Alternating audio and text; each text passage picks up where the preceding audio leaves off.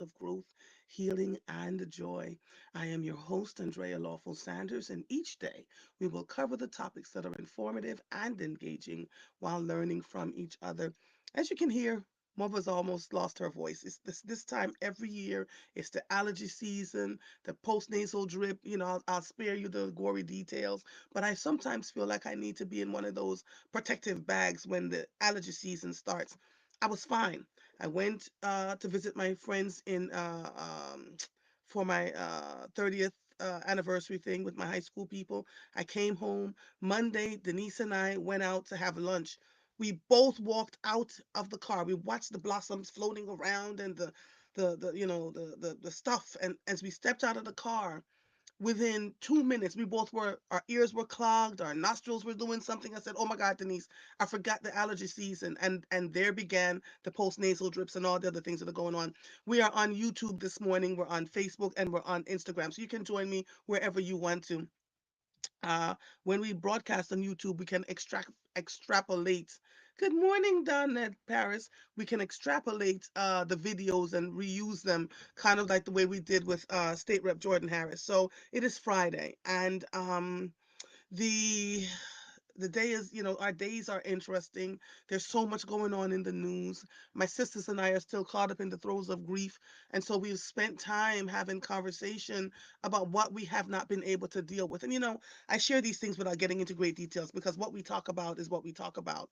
But the grief of losing our mother has opened up a Pandora's box. So last year I was the one that was all angry and, just half crazed and thinking everybody was nuts, and, abandoned myself from everyone. And I applaud one of my sisters who was feeling similar ways, but it took her only 2 days. I was just like to reach out to us and talk to us and let us know all that was going on within her so we could encourage her. It took me months. It took me a couple of months. I was in therapy and my therapist was like, "So when are you going to?" And I was like, "Listen, I'm not talking to any of them right now." And so, as we talked last night, I recognized that there were so many unanswered things that we had in our heads and our hearts, and we began talking about it. And so, I'm sharing this with you to say, when you lose someone that is dear and precious to you, like a mother or a grandmother that raised you, or a father that raised you, or you know what I'm talking about, someone that has been a crucial part of your life. And for my sisters and I, you know in the beginning, I would be the one that would call my mother at 4 o'clock. If no, she would call me at 4:30, and she'd say, "You going to the gym?" And I said, "Yes, ma'am."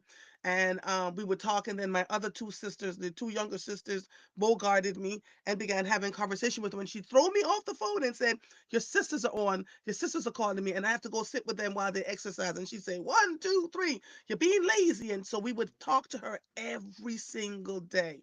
As life got really busy for me, I would check in with mommy, once a week, or if she didn't hear from me, she would call and lace me. "What? You're too busy now? You're too big to talk to your mother, blah, blah, blah, blah, blah." And then she'd come back and go, "Baby, your mother needs such and such and such." I go, "All right, mommy, don't forget now." And I would get it for her and get it to her, right?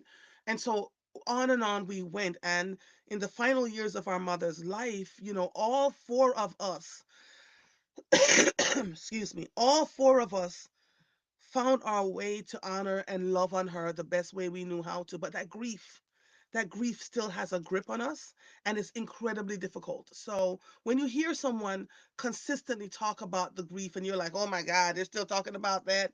Some folks have, lost parents 25, 30 years ago and are still having that hard conversation with themselves and with others. And so if you cannot empathize, that's okay, but don't make people feel badly about where they are in their grief process.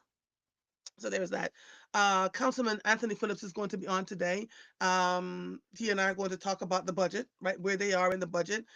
He was, we will get to that, because they're having budget meetings right now, and there are budget town halls happening. So he can only discuss what they're talking about in the moment. So whatever is happening, I think it is, let me think, public safety is what they're discussing now. They have not gotten to housing yet. So for those of you who wanted the questions and the answers around housing, I am going to take your questions, and so I can send it to his people so that they can do the research and answer them for you in the best way possible. I am grateful for Anthony Phillips because he shows up Whether it's difficult, whether it feels uncomfortable, he absolutely shows up. And so we're grateful for him for doing that and for giving us his very best. And he works, he really works. Remember, he's a council member of a district, so he covers East Oak Lane, Alney, that part of life. So he can't speak for the whole city on so many levels, but he can give you an overview of what he has heard as a city councilman for particular districts. But what we also can do is, if you don't know the phone number or how to access the other city council people, that's something that we can work on to make sure you have that. In the meantime, I'm going to read a little bit of news, and if I sound wonky, again, post nasal drip, this, and if I cough, and believe me, I'm not sick. I'm not sick by any stretch of the imagination. I just literally, I'm dealing with allergies, and it is the demonous, devilish thing. Okay. Let's see what is in the news, Lord. And much of what is in the news is not good, which is why I had stopped reading the news. Oh God. The Trump administration classifies 6,000 Latina immigrants. Oh, let me see. I'm sorry. I see y'all chatting with me over here. 6,000 immigrants as dead, so they will self deport. Those classified were named on the Social Security Administration's Death Master file, making them ineligible for benefits. The Trump administration has entered the names of over 6,300 mostly Latino immigrants into the Social Security Administration's Death Master File database, rendering them ineligible for benefits. The latest move was created to remove the monetary incentive for illegal aliens to come and stay. We would encourage them to self-deport, Elizabeth Huston said, a White House spokesman said. The administration will target 92,000 undocumented immigrants who have a criminal conviction on the death database next, White House official said. So you don't have to be dead for them to put you on the death list. This is crazy. This is crazy. Yet they're alive. They're alive, Alexandra. Good morning, all of you. I see you on YouTube. They're alive. I ask you all to pray for yourselves, pray for your families, pray for the people that are being impacted. Some of you know people who are being impacted by all of this. And then there's this part. I'm going back to not reading the news because it's too. Oh, critics say Republicans' SAFE Act will make it harder for black voters and others to cast their ballots. Instead of lowering costs as promised, Donald Trump and his MAGA flank are focused on gutting our democracy, said NAACP President Derek Johnson. On a mostly party line basis, Republicans in the U.S. House of Representatives advanced the SAVE Act, a bill that would establish new restrictions to voting.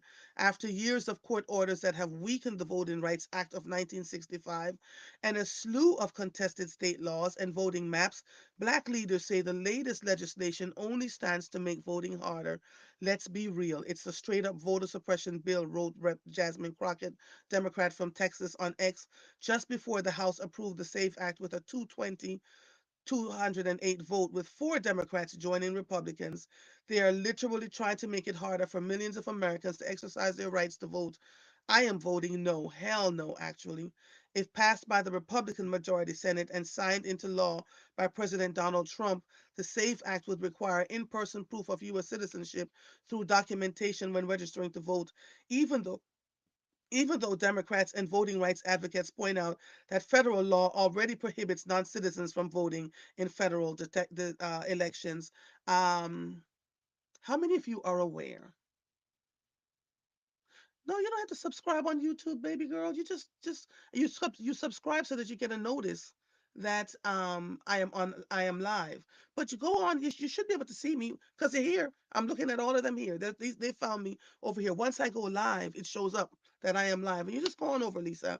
It's okay, my darling. Go on over. Some people stay on Instagram, some people are on Facebook, and the great majority of them are on YouTube.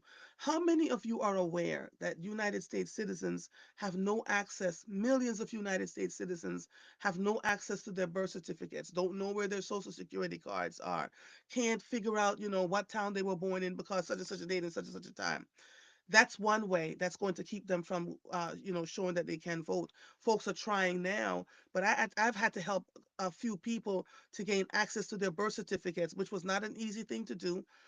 He had to be able to tell certain things. He didn't remember his social security number. And so there was a whole lot going on there. So many people, so many people, millions that don't have a passport because of these other things, that have never left this country. So we keep thinking immigrants, immigrants, immigrants, but so many folks don't have access to these things. So what are we going to do? How do we navigate through that, right? For them. And so it just shows that there are going to be tons of people who are not able to vote, tons of people who are legally able to vote but can't because they have to show proof that they are citizens through a birth certificate, through a social security number, through a United States passport. So I understand, what folks are talking about, and folks are having this conversation quietly. It's a lot. It's just a lot. Let me see what else is happening here. Lord, this post nasal drip. Um, whew. Well, let's lighten it up a little bit. Former churchgoers are sharing the thing that made them stop attending church, and some of these are pretty sinful. Excuse me. One, it's been said you should never discuss politics or religion in polite company, but that doesn't apply to the internet where everyone is impolite. Recently, Reddit user Lowly Shepherd asked people who have stopped going to church, what made you stop? People had a lot to say. The question received over 16,000 replies. Here are some of the best comments. Number one was domestic violence. It discusses domestic violence and sexual abuse. Number two, they said my mom's cancer was God's test in my family. Ooh, Lord have mercy. Religion has no way to square how an all loving God can allow such an indiscriminate killer to run rampant amongst his creation, so they come up with all sorts of unhinged explanations. Number three, when I was 14, I stopped attending when my pastor told me that dinosaurs never existed.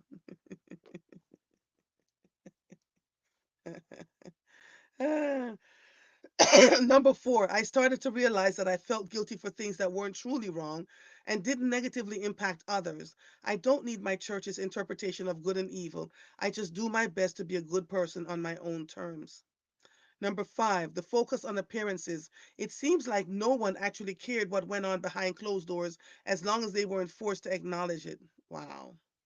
Number six, the many evangelical churches I attended were purely social clubs. Everyone came to show off their clothes, babies, and holiness, then go back to being horrible when they walked out the door. Number seven, oops, did I just? I'm sorry. Number seven, our holier than thou pastor was uh, procreating with his secretary for years while married. Number eight, around 2003, we got these two sermons back to back weeks. First, we were told that being homosexual is an abomination against God, and it's a disgrace to the Lord that these heathens legalized same sex marriage in Massachusetts. The following week, that said that although priests were caught molesting children, we should forgive them as Jesus forgave. That was the Catholic Church in a nutshell, and my entire family could not be a part of this anymore. The hypocrisy was palpable. Number nine, they seem to want money more than anything else. And number 10, I have a theory that attending religious elementary school made my anxiety way worse than it would have been if I went to public school. All the God is watching and will know if you sin messed up my already not great brain as a child. Wow. Number 11, I read the Bible and came to very different conclusions than what I was taught in church. This is the reasons why people no longer go to church. Good morning, Mabel Wellborn. Number 12, I was raised in the Church of Christ where women weren't supposed to speak in front of men. Instead, they're supposed to filter their voice through their husbands or father. My raised in the church husband beat me, cheated on me, lied, stole, and beat our children. And number 13, I stopped being forced to go. My dad said as long as I lived in his house, I had to go to Mass, so I moved out. Number 14, I went to a Baptist university that was building a new football stadium.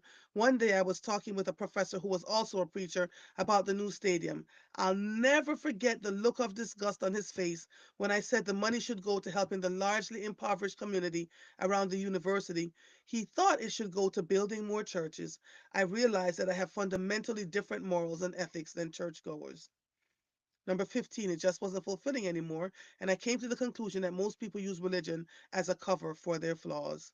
16, I never really could connect with anyone in the church. They didn't seem capable of having conversations that didn't revolve around the church or the Bible, and I just couldn't talk about that 24/7. I was out with my friend Antoine some weeks ago, and I see you, Anthony Phillips, I see you. And it was an interesting conversation when a woman walked up and began talking to us about, things that were going on. She's a part of the Church of Latter-day Saints. And I said, Mormons? And she said, that's what they call us, but that's not who we are. And I didn't know they were Black Mormons. So we had a great conversation. And when she left, Antoine said to me, this is what I mean. Like, we use the church and the Bible to justify the things that are good and not so good. We just have to live our lives the best way we know how. And so that's been our issue. There are 23 new messages. Let me take Anthony Phillips in. Good morning, Oh, sir. good morning. Good morning. Hold on. Yeah. I'm getting this camera on for you right now. Gotta turn the lights on. It's a little dark. All Good right. morning, Dennis. All right. Good There morning. you go. Good Here morning, I sir. go. Oh my Wait a goodness. minute. You look like you're losing poundage. I am. Your head looks smaller. I know. I know. It's we're I say I'm going to the gym later on today. Good for you. It Yes. also it also helps your peace of mind, you Yes, it know? does. It Yes, it really does. You does. go in the gym. I don't want to go. I don't want to be tortured. I don't want to put weights and squat Jesus's weight. But when I come out, I feel much better. You look great, sir. Congratulations. Thank you so much. I appreciate it. I appreciate it. I feel energetic, and I Yeah. actually love this platform that you have. Isn't it great? It's much better than Instagram and social Yes, much media. better than And, Instagram and and Facebook. And, we said we were going to move and we moved, we right? moved, and you did a And good we job at moved. it. I was trying to find my less grainy camera, but this No one's worries. grainy. It actually, this platform actually uploads it in a much better quality. Oh So, wow. Okay. listen, I'm about the business. I'm about the business. I'm paying almost $500 a year for this platform, so I know we got to get the most out of it. Um, we read an article before we get started because we have until Yes. 7:30. Before we get started, I read an article that the president is removing all sorts of immigrants from the Social Security database, even though they've paid taxes for God knows how many years. And Alexandra said, pay the immigrants their $90 billion in taxes and Social Security back. There's a lot happening in our country right now, and so people are talking. Um, Oh wow. And they're also having difficulty obtaining their information for the real ID. There are tons of people who don't have their social security cards. Like were born and raised here. They don't know excuse me. They can't gain access to their see, I'm talking. I need to calm It's down because when fine. I get Take your excited, time. the allergy season is here. I need to wrap myself in a I bubble know. wrap. I know for sure. It is awful. It is awful, Councilman. People are having difficulty obtaining their real ID because they can't, gain access to their birth certificate. They don't remember, you know what I mean? Certain Yeah. things, and that's millions of Americans.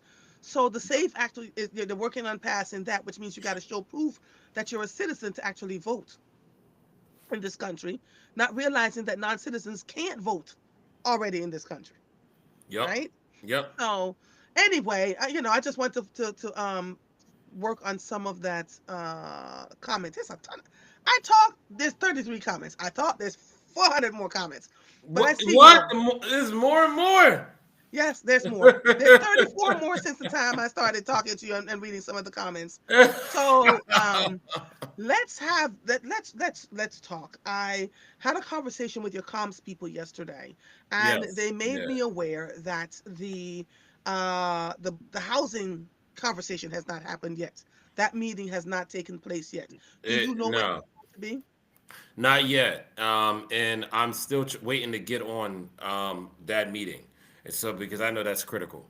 That's Mhm. critical, and I want to make sure that we're really informed and ready to discuss that. And to their credit, they want to be informed. They want to know. They want all the questions so that they can do the research and make sure you have all the answers because they're your team, which is what they're supposed to do. So Yeah. I'm grateful. Oh yeah. I came on. I was like, oh, I'm gonna put them to work. as well because Yes, and they're working, so I've they're been calling. researching, and I'm like, y'all gonna research it because every time I come on Friday, like we're gonna work on this as a team because I said I want to be ready. I want us to be ready. I want us to be ready as a Yeah, team. yes, yes, yes. And so, what is happening now? From what they told me, you're going to discuss this morning Public safety. the public safety, right? Yeah, yeah. So break that down for me.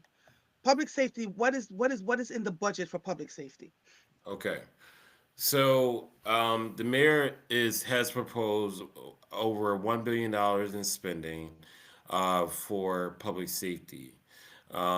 There's a proposed in the general fund for the Philadelphia Police Department, $451 million that would go towards the field operations for police patrol, special patrols, the highway patrol, the Kingston Initiative, Community Partnerships Bureau, and so forth. What? Basically, Can you stop for a second for me? yeah. What are these special patrols, police, partnership bureau? Tell us what those things are, What please. those things are. So just the police patrol is Highway officers. no, the police patrol is basically the patrol that we see every day in the city of Philadelphia, the traditional police, right? The highway patrol are the police officers who work on the highways, making sure, I guess, there's speeding and safety on the highways. There's the Kingston Initiative that is a part of the special patrols, which basically there's police officers that are focused on all of the quality of life issues at Kingston, whether or not that's dumping, taking people to court, like wellness court. Basically, if you're caught on an overdose, you go to court for wellness. They take them over there, and basically they'll make sure that they're, wellness court is basically this idea like you go to court and they notice that you're overdosing, and they ask you to go to the treatment, or you're gonna, potentially, face, criminal time, for your addiction, and So I just want to be clear. yeah. Aside from what was the budget for the police department by itself?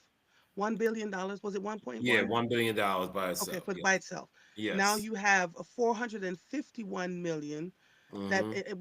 which is included in that the Kensington Patrol, correct? Yes. Yes. The question I'm asking is why isn't the Kensington Patrol being paid from the $1.1 billion? Why do they get special dispensation instead of it being added to the regular budget?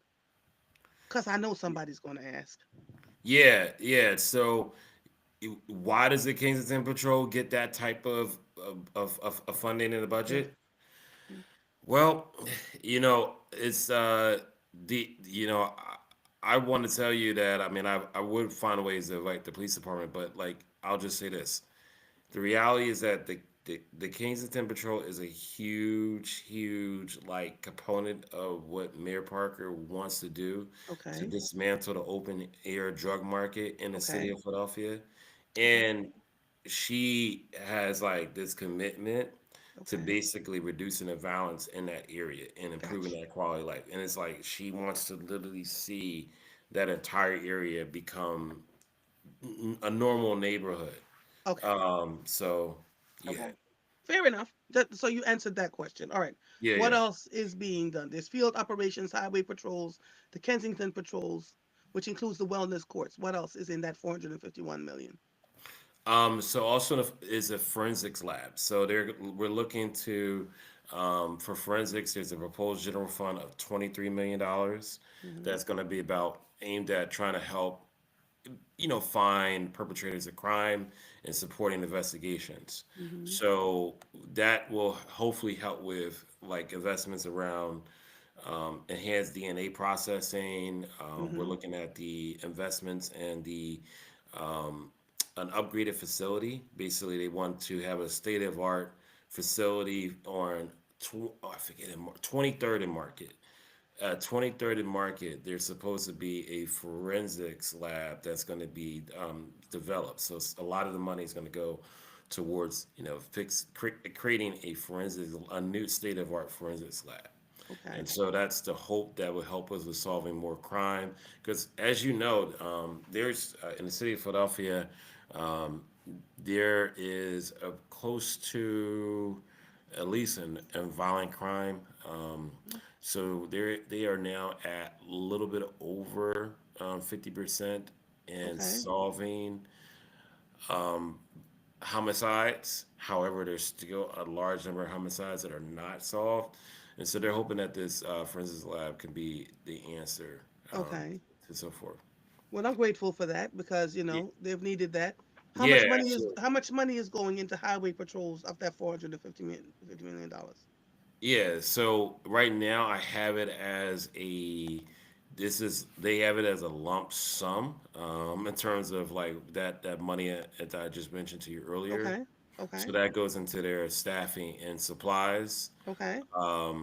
But I don't have it the specific detail of how much it is on the highway for Okay. that. But I'll make sure that I'll have that for next week or Okay. next time.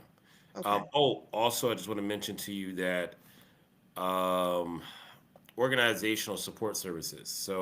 What is that? So this is basically the human resource operations for the police Mhm. department, Mhm. along with the training and also which includes the planning and training for police recruits and also the training for the actual police department officers. Okay. That involves uniform upgrades. That involves new computer dispatch software, Mhm. which will basically help with improving 911 responses. This involves with increasing the staffing in the police board to work with the law department to prosecute cases more efficiently. So that's staff for that. Digital records management, so new software to digitize and modernize data Okay. collection. So Okay. that's digital records, expanded wellness programs. So that includes services for officers, including peer support programs to address Okay. stress and trauma. So Okay. any of the internal stuff, right? That they're proposing $134 million from the Mhm. general fund to go towards their internal operations. Okay. All right. So here's a David just made a comment and I asked him to say more. He All right. said, hold on, hold on. He said, instead of being committed to stopping the drugs from coming into the city, deal with the Amish. There's a claim that that the drugs come through. Wait, let me read it to you. He says, the historic and acknowledged issue is that our largest influx of illegal drugs in America comes through Lancaster County. Did you know that? Because I didn't. No, I And did. those drugs hit Kensington first. He Wow. said there is a direct correlation between drug use and presence in Kensington and Lancaster County. I had no idea. Color me, I did not know that. No, I did not know that. I did not know that at all. And one of the things that I do know is that um, we're short 1,200 officers, Yes. and the and I proposed the idea Mm-hmm. of hiring retired officers just so Mm-hmm. we can help with situations like Lancaster Mm-hmm. County Mm-hmm. a lot more. Basically, hire retired officers to come and deal with like quality of life issues in our areas because, for example, you know, the like a lot of officers are not responding to illegal dumping, Right. license and inspection issues. They're not responding as quickly to truck tractor trailer parking issues, all that and more Right. things Right. that people even like. Like sometimes there's like situations where people want to get like somebody out their house, eviction issues. They don't respond as well. So it'd be nice if we just have like quality life officers who are responsible, like officers that are retired, who can Right. just respond in each district to those Right. type of Because things. right now they're overwhelmed They're because there's such a shortage overwhelmed. of them. Yes. So things that they're overwhelmed with that, and so they said, I mean, they said that that's something that they'll consider during the hearing.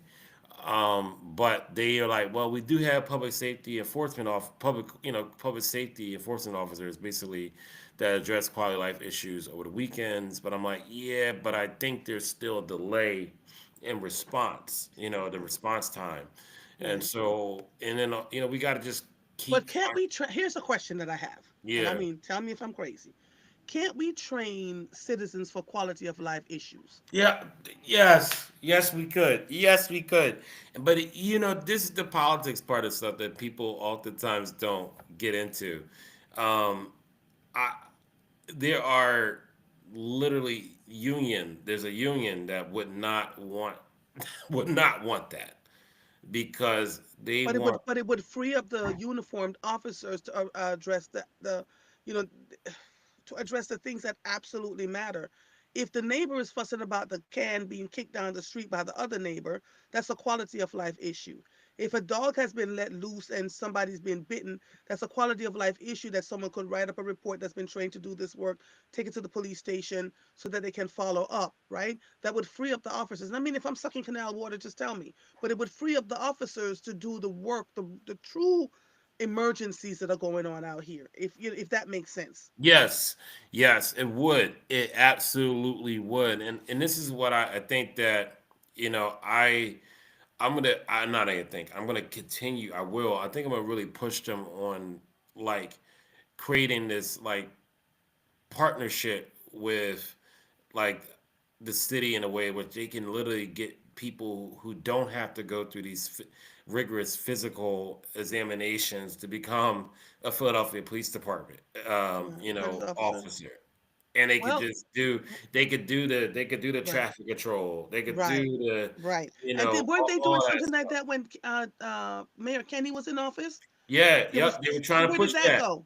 So it went away. It went away because so the conversation was deep about like again, unfortunately, like the union did not like the idea of taking away from hours from officers, but at the same time, I get it. I get we want to keep our officers paid in hours. Yet at the same time, we're in an unprecedented staffing shortage. Yes. So it's like we still need you to respond to all of the other quality of life issues while you're focusing on drug dealers and you're focusing on Yeah. people who have serious like fights and arguments. I mean, like I did a ride around and I'm like every 2 minutes somebody was like literally someone pulled a gun on somebody or there was an incident that popped up where somebody Yep. was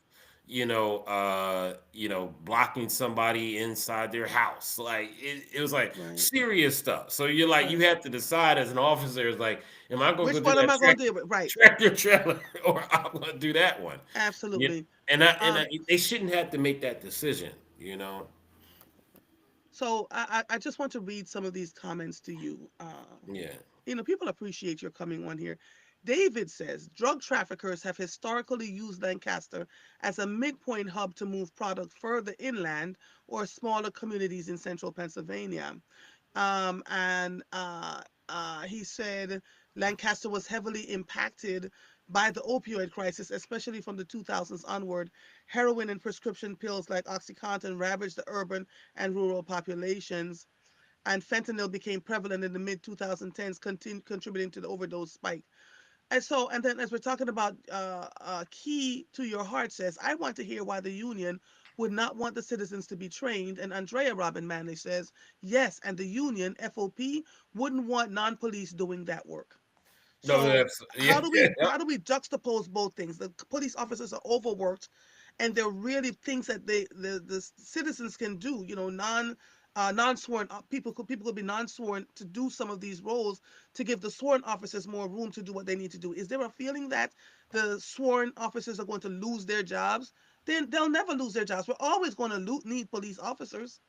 Yeah, and this is why part of my follow up is going to be, asking them exactly those questions.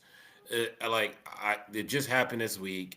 This hearing with them, and I plan to say, hey, I understand that you have a serious responsibility in doing your job to protect the citizens of Philadelphia. However, there are things that are not as protective that requires Mhm. law enforcement. Can you just kind of give us a little bit more sneak peek into your plan, especially if we're not going to focus on training non law enforcement. Well, not, they're Right. going to be law enforcement, but non But like unsworn. so yeah, non sworn Yeah. in folks. And I think Yes. that that would be nice. And I think it could be a possibility where they could become union. You know what I mean? But in a way, even though they're not like police officers, right? Right. How can we still? But They, non-sworn still have their own union. So it's interesting. yeah. Marguerite says the union feels that responsibilities are being taken away from the police, even though quality of life issues are not being adequately addressed. Andrea says, and David is still and always correct. Come on down this rabbit hole with us. Google is your friend. So he's not Wow. saying that the drugs started in Lancaster County, but they're the midpoint. So they're coming from Mexico, wherever else. And Lancaster County is a good hub for them to go up to New York, come down to Philly, go into. David says legality is an issue, particularly as lawsuits are concerned, and there are constitutional issues with non-law enforcement officers in these roles. So what are we doing? What are some Yeah. of the roles that we can identify that non-sworn can do? Well, I can tell you one thing that non sworn officers are doing, um, and let me. So recently at Finley Recreation Center, there was a shooting at Finley as well as Lonnie Young Recreation Center, Yes. and normally when the weather gets really really hot, there's like more and more young people out on the streets, and crime goes up, right? So the police department has, committed to the idea that they have a pre-summer plan that they've created already, in which they're going to have officers around the clock in the afternoons, at these rec centers, just taking shifts in coordination with the Parks and Recreation Department to make sure that there's a safety presence at the recreation center. Now, especially at the ones that have a lot of people at it normally during the summer months. Mhm. So additional resources are going to be deployed there. But I want to tell you, here's how to answer that question. There's more people. So there, as a result of these shootings at Finley, and at least at Finley, I'm not sure what happened at Lonnie Young. There's a group of men who have said that they're going to be dedicated. Mhm. They're not sworn in. They're not being Mhm. paid, but they're going to be dedicated to going to the rec centers to just be a presence around the children, on the weekends. Mhm. And they're for the neighborhood. They're volunteers. They're just basically going to focus on the high risk areas, particularly at Finley, Mhm. and just be a present and just be at eyes and ears. They're not like working with the kids. They're not like they're just going to be a neighbor, Yeah, basically. and And it, and it will be a deterrent on so yes, many levels. that's it. Because Think the you, Black Panthers. Think the folks who were just doing this work for years and years, especially when our neighborhoods started to get out of control with the drug use. Um, you opened up yeah. a recreation center recently because we've been talking about a refurbished one. Can you talk about that? Uh, the refurbished record. Which one? What was the grand opening? Remember you were working on one? They were working on a few of Oh them. yeah. Oh yeah. So I just went to for Alney Recreation Center. Yes. Yes. So that is slated to open in the fall, Wow. September 2025. Alney Recreation Center. Lord, please let it happen. It is. Yeah. They have not changed the date. It should be Okay. open September 2025. I'm excited for that because that recreation center has been closed Okay. since 2019, What's 2020. going right? I remember you talking about it because someone brought up that these recreation centers are closed, and someone here Yeah. says that there are still way too many recreation centers closed. What's going? What's Yes. going? Are you aware for your Yes. ninth district? Yes. What is going to happen for the summer for these young people if these recreation centers are still closed? Yeah, absolutely. There are buses that go like for example, for one of if there was a recreation center that's closed, there's a bus that students can take, like an actual like a van, not a bus, but it's a van, that they will like for like swimming and other summer camps. They'll Hmm. come transport those kids to the closest rec center. However, that doesn't change the fact that if you're not in a program per se Yeah. at the rec center, you're not going to be getting on that bus, right? You can get on the bus if you can get on that van, excuse me, that van if you are a part of like one of the summer programs Right. and you need closer, transportation is a little further for you. So it doesn't change the fact that we still these rec centers are going to be closed and what they're going to be doing. However, if you call 211, there are a lot of summer programs throughout the city of Philadelphia in Okay. everyone's neighborhood, and they're for free. And Okay. you can get more information on like how young people can get involved. Now, the other issue is this: some young people and parents are not going to call 211. They're going to be like, "Oh, I just my rec center is closed," and Right. and not do anything. But the reality of the matter is that we yeah, it's going to present ourselves a problem. Um, and I'm also hoping that our cities like town watch training Okay. um, is a lot more helpful to preventing crime. I mean, I think we got to leverage Town Watch and expand it because it's really embedded in the community. It provides mentorship. It provides like it's community driven in a way in which people are like looking to you know after the neighborhoods in a way that they're looking for any issues. They're looking for young people to Right. collaborate. They're And in certain places, particularly in your district in East Oak Lane, yeah that town watch is heavy and hard. I promise yeah you. They yeah. miss absolutely nothing. Yep, yep, Nothing. yep, exactly. And I think that like our goal as our team that we're working on this year is that we're going to do this. It's not even we're working on, we're doing it. We're going to do it. And we want to do it big. We want to expand awareness about all of the community organizations that exist in the city of Philadelphia and find ways to get to every parent in the city of Philadelphia as much as possible and let them know that there's an organization out there for your student.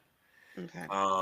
And we need you to come and learn about these organizations because having them involved will help save your kid's life. And, Because and, and but here's yeah, the other thing, Councilmember Phillips. yeah.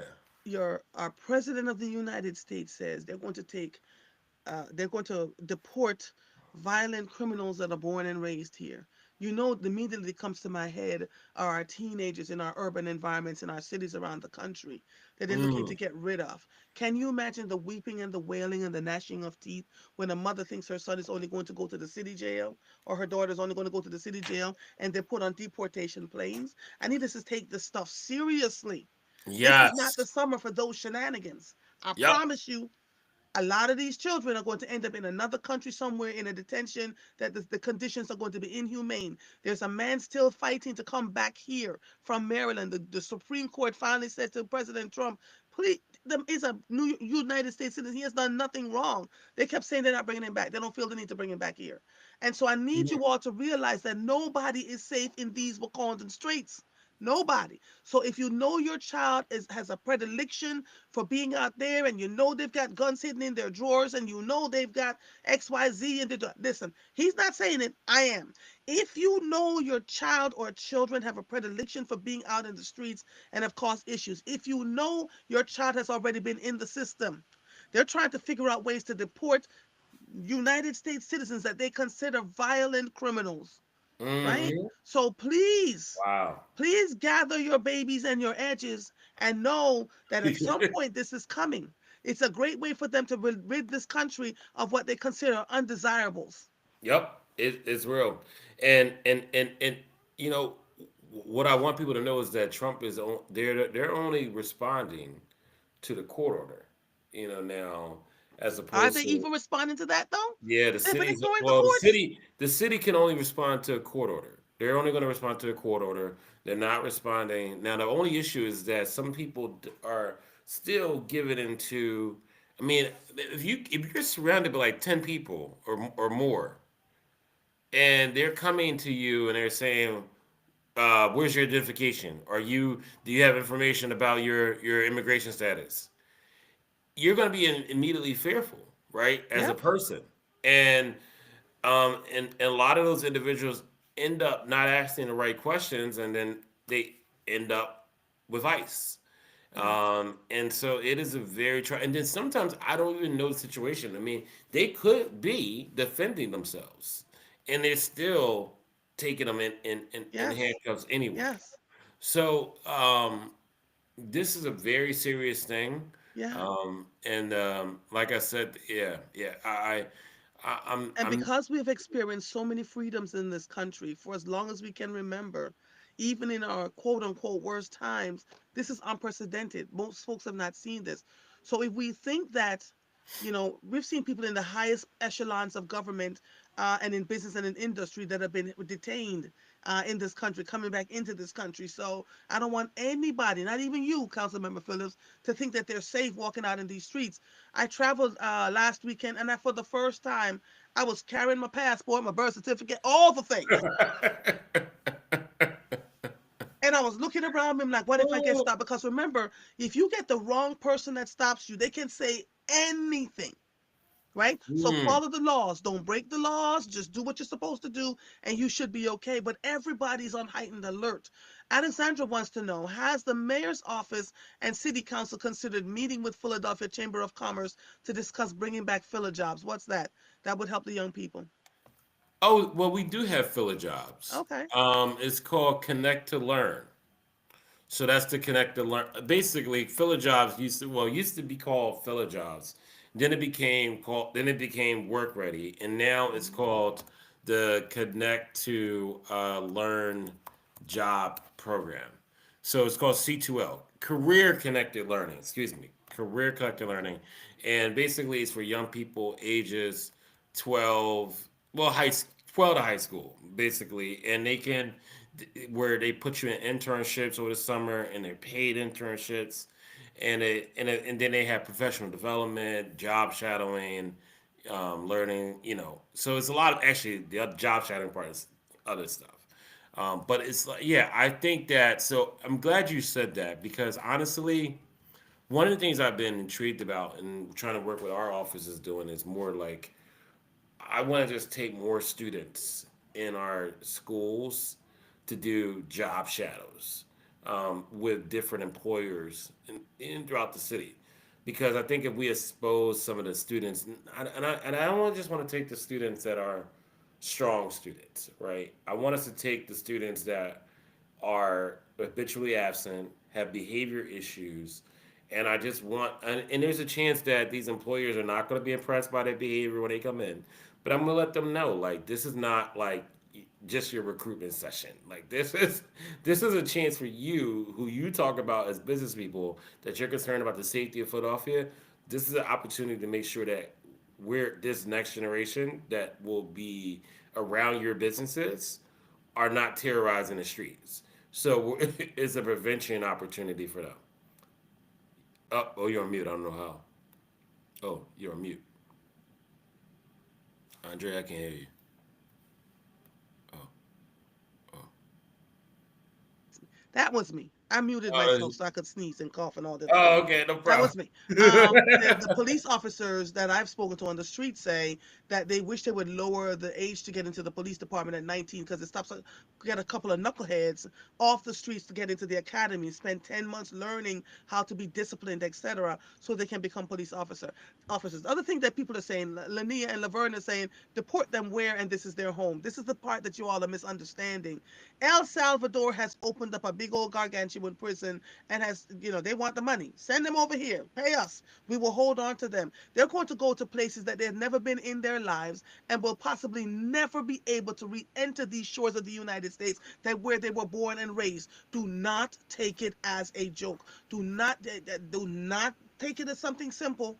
Warn your children, warn the families, make them aware this is already happening. And because it hasn't gotten hit close to home yet, and we don't really know anybody, Alexander said, toss their rooms and save your child. I'm telling you, I am telling you, you know.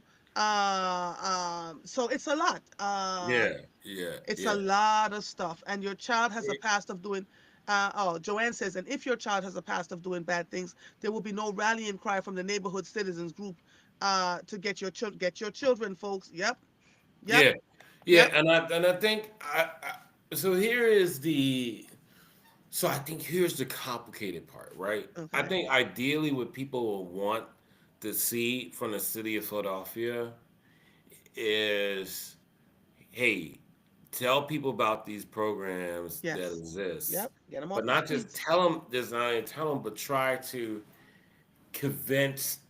Like it becomes like a you want to have staff on the streets going door to door or going to the schools, going to the Yes. parents, Yes. and trying to convince them to put their kid in a decent program that can Program. support Yes. them. Yep.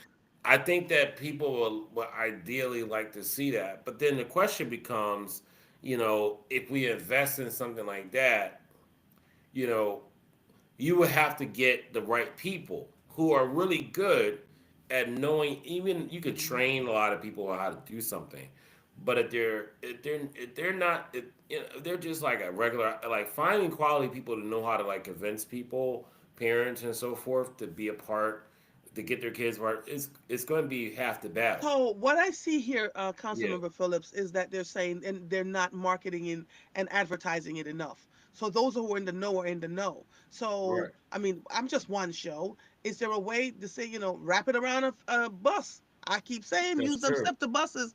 Speaking of SEPTA, But black. wait, we do. There's times where we post stuff. We're going to talk about something. Yes, something. But there's times where we post stuff on things. It doesn't.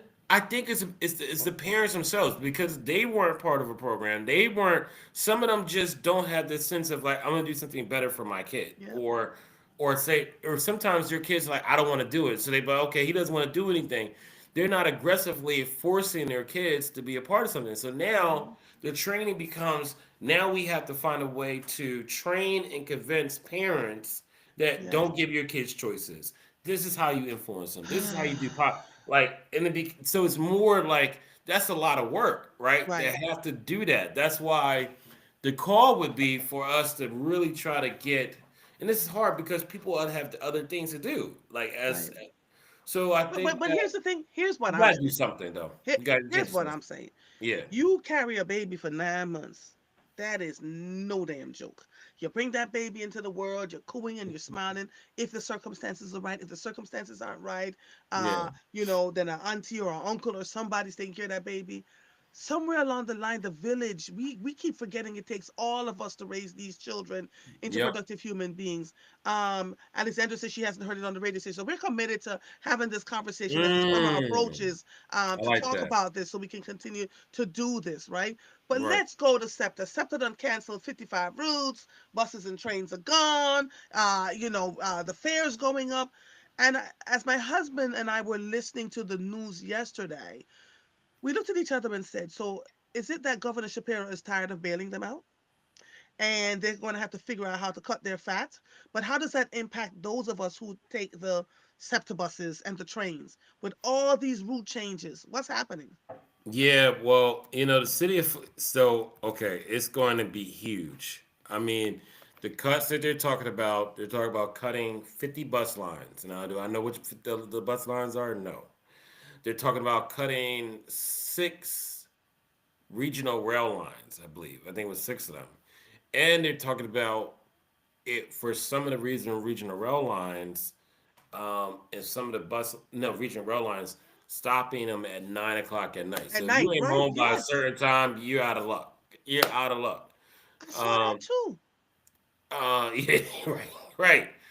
And and I mean, I don't know if SEPTA's doing this right now. Well, they're doing it because they do need the money, but they're also I think they're doing it right now to kind of help the state house understand that this is the reality that we're about to go through.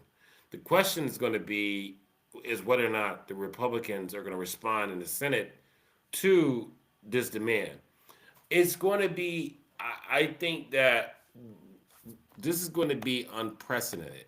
Like, and it also makes us more as a city figure out like we would have. This is the hardest part ever. Like, I don't. So I in terms of a budget, like is you everyone says invest more in transportation, invest more in education. Every time you make an investment more in something else is getting cut. Mm. And the easiest one that people are saying, okay, cut the police department's budget and add more stuff to SEPTA. Cut, and then there will be people that would say, well, the police ain't solving my problems. There's detectives, and so it's a very fine. And then it's like, where were the police in this day? So it becomes like one of these things that's like we just need more money in general in the city of Philadelphia, clearly to deal with all of our issues. But I do think, and I will say this, Andrea, I've made this like commitment to understand where are we spending money at that we can pull money from. Because there's some things that just don't make sense, and I'm seeing that like certain supplies, certain contracts. Yeah. Um, Yeah. how do we make this make sense? There are people who are actually making 30, $40,000 in a city working full time, and I'm like, no, that's not nice. Like like, so why are some people's salaries higher than other people's salaries, right? Right. Right. We could be more equitable, based off of, providing living wages to some of our people, Right. so. Andrea Robin Manley says so. The 700 million they got spent on new trolley cars is what for new trolleys that will be cut now. Public hearings on the proposed budget are scheduled for May 19th to 2025 at SEPTA's headquarters in Center City. This is David. Without new funding, SEPTA's proposed cuts would include eliminating 50 bus routes, ending the service on 5 regional rail lines, imposing a 9 p.m. curfew on all the rail services, and closing 68 stations. But Yes. to David's point, Governor Shapiro was diverting money and trying to figure out what they could do. Joanne says septic mismanagement has been going on for years. So, it's a lot going on here. He says Governor Shapiro temporarily averted similar cuts by redirecting $150 million in federal highway funds to SEPTA, but this was a one-time solution. I can't state Rep. Darisha Parker because I have to get off the air in exactly 4 minutes, but I promise you when he's back on, you can join him so we can talk, okay? Which is, I think, is the 25th. On the Good, 25th, good, good. you and him can come on together Is Rep and we Parker can about to talk. come on after this? No, I got to get off the air in 3 minutes. Okay, all I right. have a funeral to go to, so I have to All like right. get off on Plenty. time, But right? But I promise you, my sister, we'll talk. before we get off, I just want to Uh-huh. share this. Yes, call your state rep on that issue and so Hmm. forth. There's a job fair tomorrow that Okay. the city's Parks and Rec department is sponsoring. It is Job Fair 2025, Saturday, April 12th, from 10 a.m. to 2 p.m. That is 10 a.m. to 2 p.m. at the Dell Music Center, which is at 2400 Strawberry Mansion. Hmm. They're hiring seasonal employees Okay. for youth engagement, park rangers, camp staff, um, other employees. So please Okay. come on by if you're interested in becoming a lifeguard, and so forth. And so if young people that need jobs too, come on by as well. All right. Thank you all so much. I can't wait to Thank you. talk to State Rep. She's got a lot to say. She's already talking. She's Listen, ready. y'all, this She's funeral, I great. got to go. All But right. I will see you on the 25th. Hopefully, at that point, we'll be able to talk about housing. Continue to keep up the good work. Yes, With ma'am. taking care of yourself. It's been important that we have these kinds of conversations. I'm grateful to all of you. Now they're fussing about the World Cup spending while they're cutting 50 route lines and all the other things that are going on out here. I Right. love you all. I This love you. episode of Mornings with Mova is officially over. I am Andrea Sanders. I'll see you when I see you. Bye, everybody. Bye bye. Bye. Bye, Bye. Councilmember Bye. Phillips. Bye. It's good to see you. Bye bye. Bye, guys. Let's see. I'm gonna stop you right here. Yep. And I'm stopping you here. You got three different things going on at one time. It's a whole lot happening in these. We're going to the streets. All right. Let's see.